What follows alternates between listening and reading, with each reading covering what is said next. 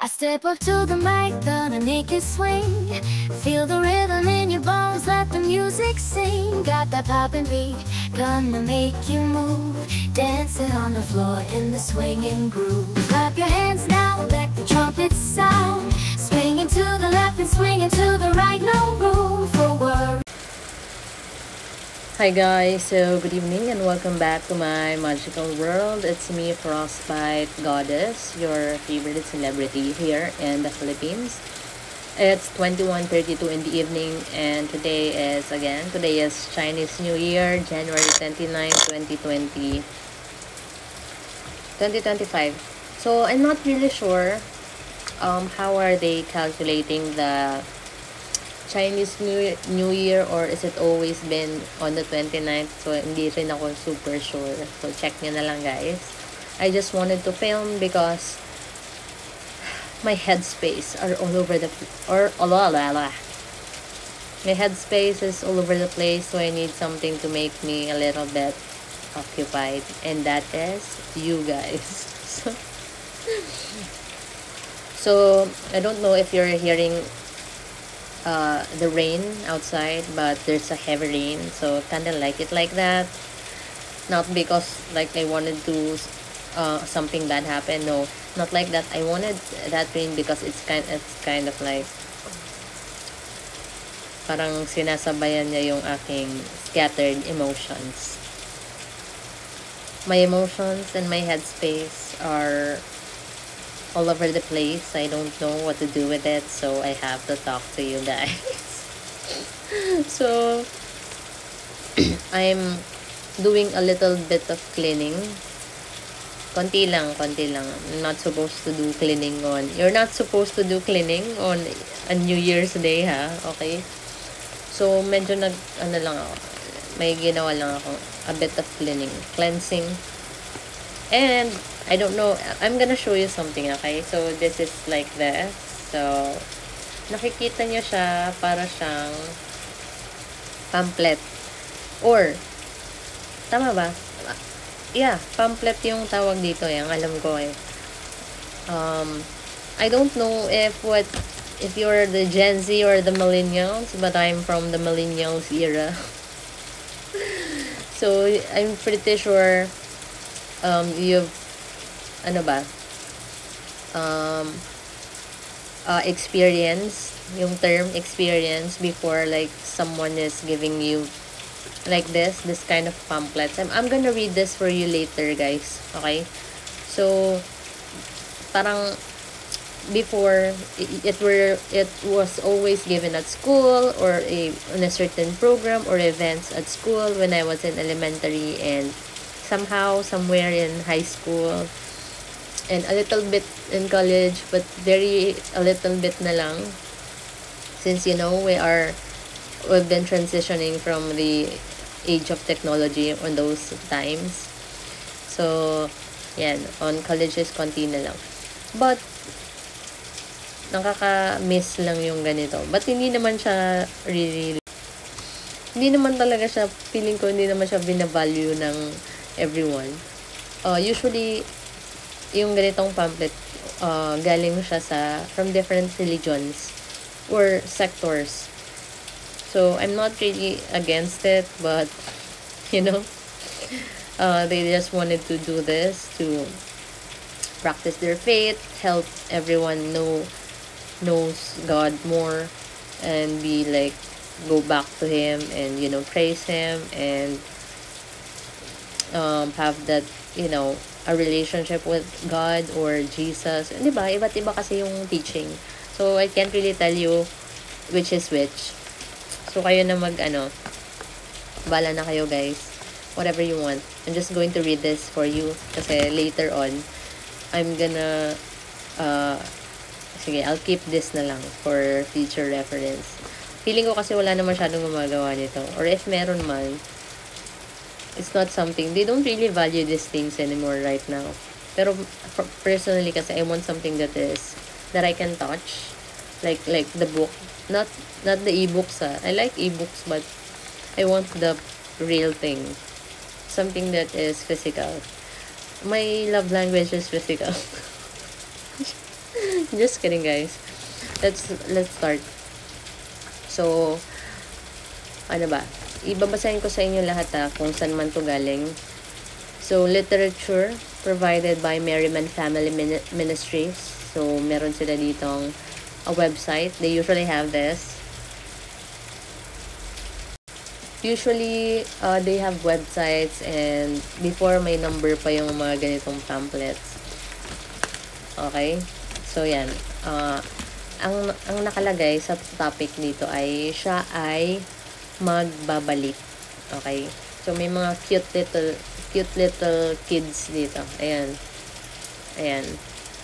So, wala tayong magawa guys today. Kaya, sobrang bored tayo today. And since I am home alone, I'll just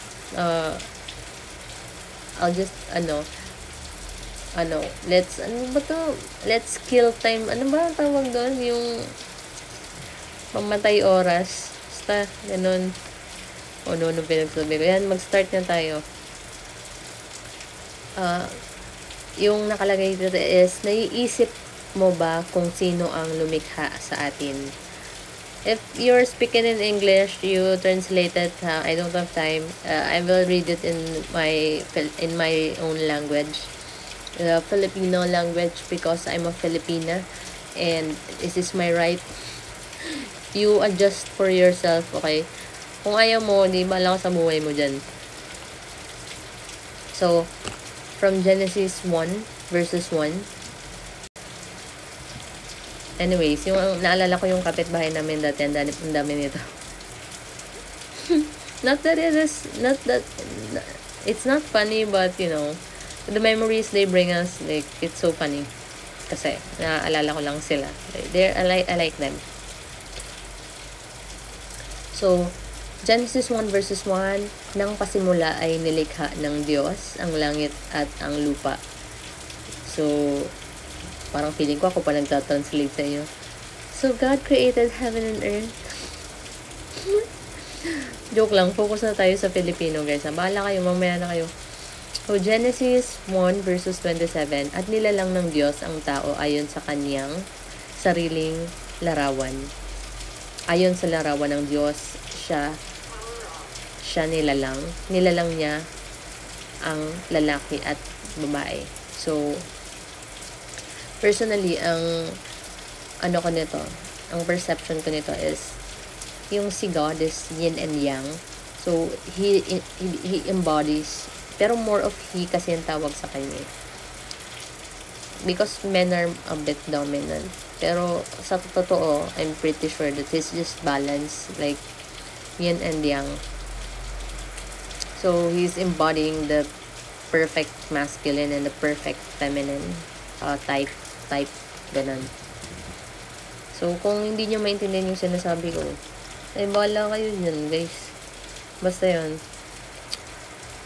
So, ang lumikha sa atin ay si Jesus, at ang unang tao na kanyang nilikha ay si Adan, kasunod ay si Eva. Sila ay inilagay ng Panginoon sa isang hardin at inutusang ito ay pangalagaan at huwag kakainin ang bunga mula sa puno ng mabuti at kasamaan. Ngunit hindi sila sumunod sa utos ng Panginoon at kinain nila ang nasabing bunga. Ito ang pagbagsak ng sangkatauhan kung saan nakapasok ang kasalanan. Wait lang, sa mundo. Ang Panginoon ay hindi nalulugod sa kasalanan. Next is, yung next na babasahin ko is mga taga-Roma 5 verse 19. Sapagkat kung paanong sa pamamagitan ng pagsuway ng isang tao ang marami ay naging mga makasalanan, gayon din sa pamamagitan ng pagtalima ng isa. Wait lang, yung ba to? May erasure na kasi. Pagtalima ng isang marami ay magiging mga matuwid. Okay? Kinig lang kayo sa akin. Kasi, konti lang naman to. So, nakalagay dito, paano tayo makakapunta sa langit kung ang Panginoon ay hindi nalulugod sa ating kasalanan. So, I don't know guys if you wanted to go to heaven or sa modern dimension. So, tayo na, nagbabasa lang tayo. So, galing kay Juan 3 verse 16.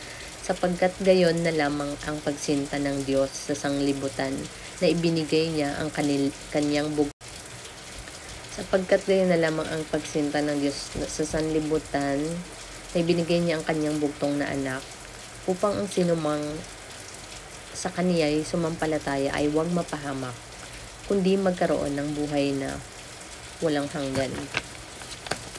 Okay, so if you don't believe in Jesus, may mga proof naman, scientific proof that he was alive way back before. So, it is safe. I mean, if you're smart enough, it is safe to believe in Jehovah. Tama ba? Iba-iba kasi guys yung napasukan kong religion. I'm just kidding guys. So, Jesus is being called in a different way. So, kayo na bahala kung paano nyo yun aaralin. Okay? Siyempre, malamang iba-iba tayo ng pinanggalingan. Kaya iba-iba yung tawag kay Jesus. Pero sana we're talking about the same person. Anyways, tayo ay magpasalamat sa Panginoon at ibinigay niya ang kanyang anak upang mamatay sa krus. Paano ba ang maligtas? Upang maligtas, kailangan natin ang maniwala sa Panginoon at magtiwala sa Kanya bilang sariling tagapagligtas. Sapagkat hindi sinugo ng Diyos ang anak sa sanglibutang upang hatulan ang sanglibutan, kundi upang ang sanglibutan ay maligtas sa pamamagitan niya.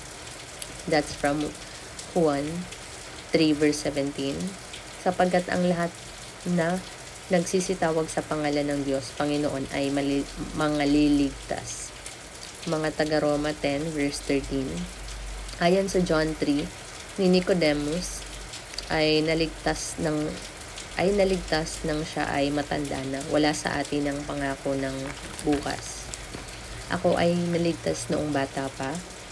Ang aking lolo ang gumabay sa akin sa Panginoon, ngunit sa aking sarili ay tiniyak ko ito sa Panginoon.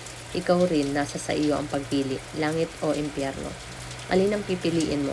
Huwag nang hintayin ang paghuhukom sa luklukan ng Panginoon dahil ito ay magiging huli na. Ang impyerno ang iyong magiging hantungan magpakailanman. At ang kamatayan at ang Hades ay ibinulid sa dagat-dagatang apoy. Ito ang ikalawang kamatayan sa makatuwid ay ang dagat-dagatang apoy. That's from Apocalypse 20 verse 14. At kung ang sino man ay hindi nasumpungang nakasulat sa aklat ng buhay ay ibinulid sa dagat-dagatang apoy. Tandaan mo kaibigan, siya ay magbabalik. Kailangan mong iwanan ng buhay na makasalanan at tumugon sa Panginoon. Ito ang tinatawag na Biblia na repentance o pagsisisi. Anyayahan mo si Jesus na pumasok sa iyong puso at iligtas ka sa kapahamakan ng impyerno. Ipagbigay alam sa amin kung ikaw ay maligtas. Okay? So, I don't know what kind of religion you came from. So, basta iwasan nyo kung nabuhay kayo, if you feel and you think and you know na nabuhay kayo sa isang cult type of religion. Like, I'm really sorry guys. Bata pa lang kayo, you are being indoctrinated with such this and that, and usually it is accompanied or like, ano ba tawag doon? Yung there is a force that is parang ang force nun is like nagtatanim sila ng fear on your head most of the time. I don't know how you are going to recognize that. Basta, I know that there are a lot of cult out there. Sana hindi kayo nabuhay sa ganun. Ang hirap kasi pag yung parents, diba, nabuhay sa isang klaseng ganun. And then, nanganak sila. Then, yung anak ganun na din. So, sick world. Anyways, I'm not saying I'm right and you're wrong. But, I just want all of us to live in harmony. Anyways, yun lang guys. Chinira ko lang kayo. So, matulog na kayo. Lakas ng ulan. And, papahinga na rin ako in a bit. Pero, I can't sleep, guys. I can't sleep. Just let go and be free.